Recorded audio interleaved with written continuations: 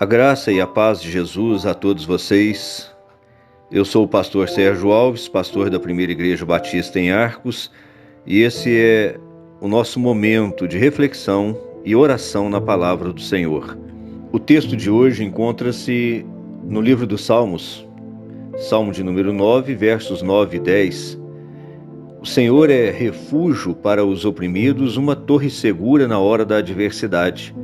Os que conhecem o teu nome confiam em ti, pois tu, Senhor, jamais abandona os que te buscam. Não são poucas as pessoas que, em momentos de dificuldades na vida, questionam o amor e a fidelidade do Senhor. Eu não estou falando de incrédulos ou de ateus confessos. Esses, por vezes, tentam abalar a nossa fé perguntando onde está o nosso Deus ou porque Ele permite que coisas ruins acontecem com gente boa.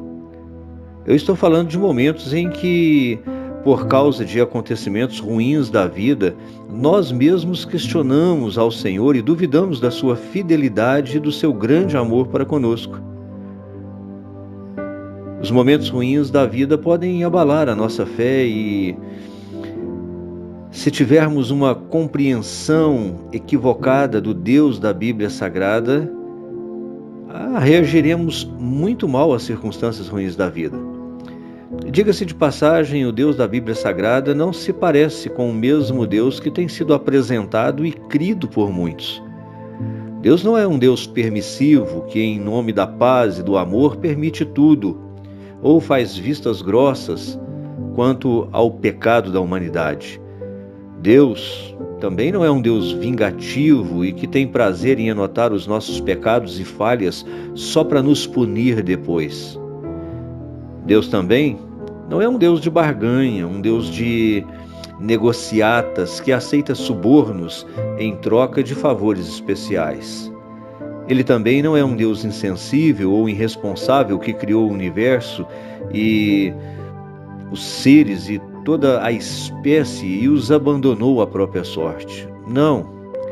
Deus criou tudo bom e perfeito no seu estado original e deu ao ser humano a incumbência de administrar, de cuidar de todas essas coisas. Mas ele também estabeleceu padrões, leis que seriam como um instrumento viabilizador para que o homem pudesse cumprir a sua tarefa com sucesso. O problema é que a humanidade em Adão rompeu com Deus e, por meio da desobediência, permitiu a entrada do pecado no mundo, e com o pecado entrou a morte, e a morte passou a todos os homens. E creia nisso. Todos os momentos ruins, toda a dor, todo o sofrimento que a humanidade experimenta é consequência do pecado. E como fez o primeiro casal no Éden, eximindo-se da culpa e da responsabilidade dos seus próprios atos, hoje fazemos o mesmo e culpamos a Deus, ou dizemos que Deus nos abandonou. Mas o testemunho do salmista Davi deve encher o nosso coração de certeza, de esperança e tirar de nós qualquer sombra de dúvida que, porventura, ainda tenhamos quanto à fidelidade de Deus em cumprir a sua palavra. Deus já fez o que deveria fazer e tem feito muito mais. A humanidade é que continua rejeitando a Deus, infringindo os seus princípios e agindo por conta própria, achando que tem a solução para tudo. Deus já enviou o seu Filho para vencer o pecado e a morte na cruz do Calvário e nos dar a vida eterna. Deus já enviou o seu Espírito para nos convencer do pecado, da justiça, do juízo, para nos orientar, para nos conduzir no caminho da verdade, no caminho da vida que de fato vale a pena. Mas enquanto estivermos nesse mundo, meus queridos, esse mundo marcado pelo pecado, nós estaremos sujeitos aos intempéries da vida. A Bíblia nunca escondeu essa verdade. Jesus até nos alertou, dizendo que neste mundo nós teríamos aflições. O Senhor é a solução para aqueles que confiam nele, para aqueles que o buscam de todo o coração.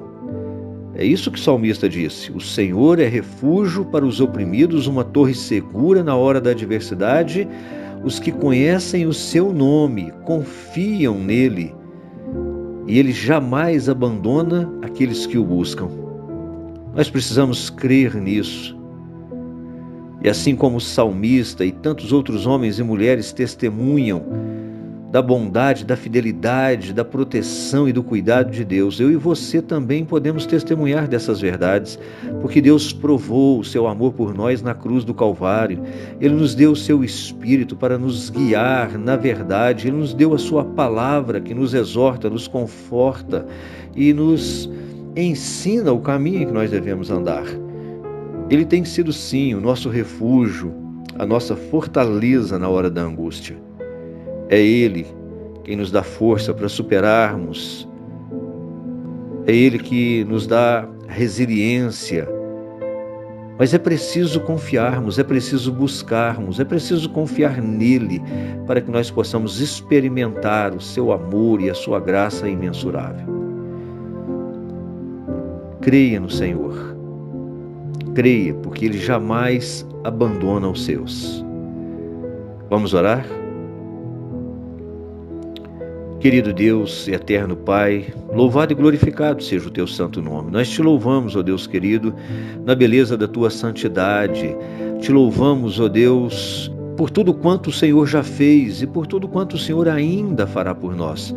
Nós louvamos o Teu santo nome, louvamos o nome do Seu Filho Jesus Cristo, e nós Te louvamos também pelo Teu Espírito, ó Deus querido, e Te pedimos, Pai, que nós sejamos convencidos e fortalecidos na fé e na esperança, ó Deus querido. Fortaleça-nos para que nós possamos passar pelas lutas e tribulações dessa vida sem que a nossa fé seja abalada. Ajuda-nos, ó Deus querido, a confiar em Ti, a esperar no Senhor. Ajuda-nos na nossa incredulidade, nas nossas fraquezas, e livra-nos, ó Deus, das setas e dos dardos inflamados do maligno que tenta semear a dúvida em nosso coração. E que, apesar das adversidades da vida, nós possamos viver dignamente na vocação em que nós fomos chamados pelo Senhor. Derrama, Senhor, as mais ricas bênçãos do Senhor sobre estes que estão orando comigo nessa hora. Não somente sobre eles, mas sobre toda a sua casa, toda a sua parentela. Pai, em nome de Jesus, seja com os fracos na fé e fortaleça-os. Restaura o vigor, o ânimo, a alegria daqueles que estão desanimados e entristecidos pelas circunstâncias da vida.